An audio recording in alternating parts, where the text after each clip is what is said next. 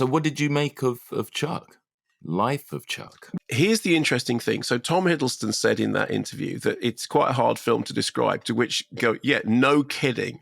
All right. So just basic. So adapted from a Stephen King story, written and directed by Mike Flanagan, of whom we were just talking, divided into 3 acts that play out in reverse. So it starts with Act 3. And in Act 3, we meet Chiwetel Ejiofor's Marty, who is a teacher in an everyday American town who finds his class interrupted by news of earthquakes, a total outage of the internet, and we soon learn that the world appears to be dying. Huge swathes of land disappearing, sinkholes, bees gone, power outages. Meanwhile, the town is increasingly filled with posters thanking Chuck Krantz for 39 great years, although no one appears to know who on earth Chuck Krantz is. We meet Chuck in Act 2, which follows Act 3, because the thing plays out backwards. He is an apparently unremarkable accountant, played by Tom Hiddleston. We meet him properly in the second act. He's gone to a conference. We see him walking during a break in the conference. He doesn't want to hang out with accountants. And he walks up to a busking drummer. And as he walks up to her, she starts to change the beats to, fall in with his. And for some reason, he stops and he puts down his briefcase and then he starts to dance. And the best way of describing this is he dances in the manner of Christopher Walken in the Weapon of Choice video. You remember that video when the guy's sitting in the suit and then he starts moving in an unusual way. And then there's this amazing dance sequence. And then we get to Act 1, which we shall not talk of really, because you kind of, you need to discover the movie for itself. Okay.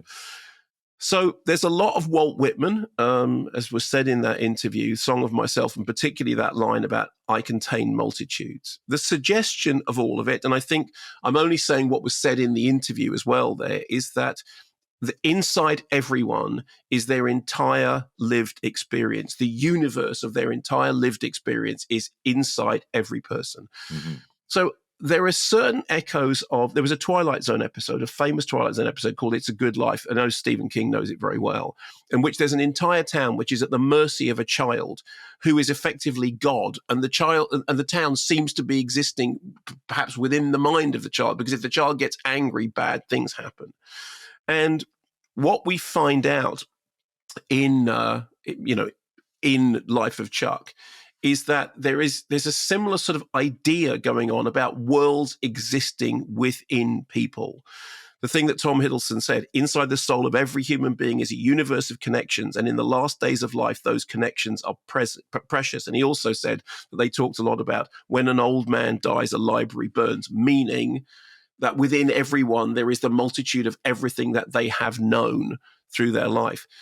There's also an echo of Ted Chiang's story of Your Life, the short story that was filmed as Arrival.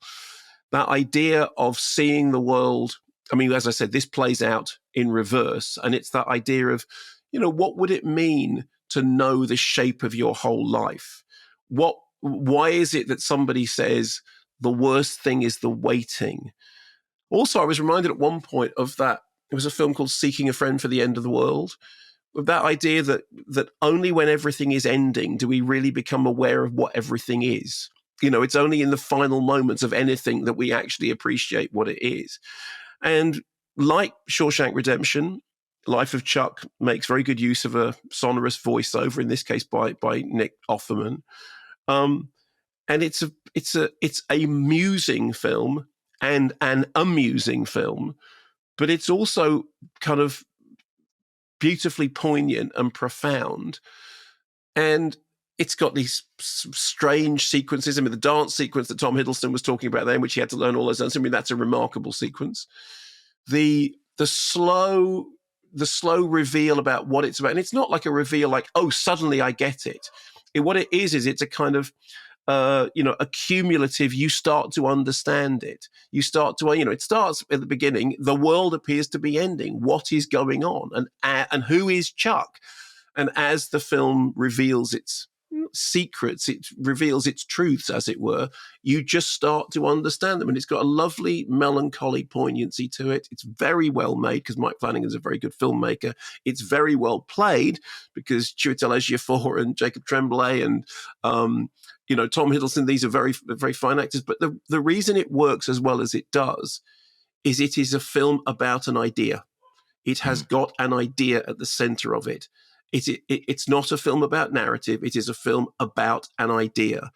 And I would just say once again, Stephen King made his mark in horror, and Stephen King understands that better than anyone else, horror is a genre of ideas.